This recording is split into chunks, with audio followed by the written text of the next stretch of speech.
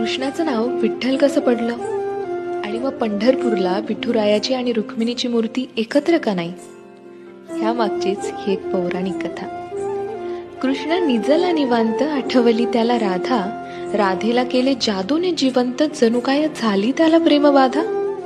समोरून आली रुक्मिणी, कृष्णासंग राधास पाहिली, डोळे झाले लाल लाल, म्हणे मी कृष्णा सोडून चालली. कुठे गेली रुक्मिणी कुणास बाई ठाऊक, कृष्ण भटकतोय तिला शोधत, होऊन व्याकुळ भाऊक. पोहोचला बाई कृष्ण शोधत तिरी चंद्रभागेच्या, अन रुक्मिणी दिसली दिंडी रवनात पंढरीच्या.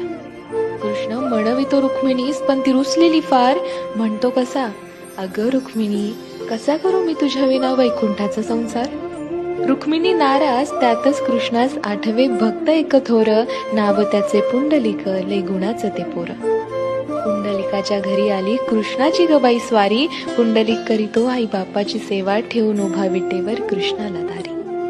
वाट पाहता पाहता कृष्णाची मूर्ती राहिली, विटेमुळे विठ्ठल त्यासी प्रचती जाहली. 28 युगे झाली लांब उभी राहून, रुक्मिणी रुसवातो धरी, अवघ्या भूमंडळाचा संसार बघत विठ्ठल उभा विटेवरी. भूमंडळी म्हणे विठ्ठलास बाप, अन रुक्मिणी साई, अन बोला विठोबा रखुमाई, जय जय विठोबा रखुमाई.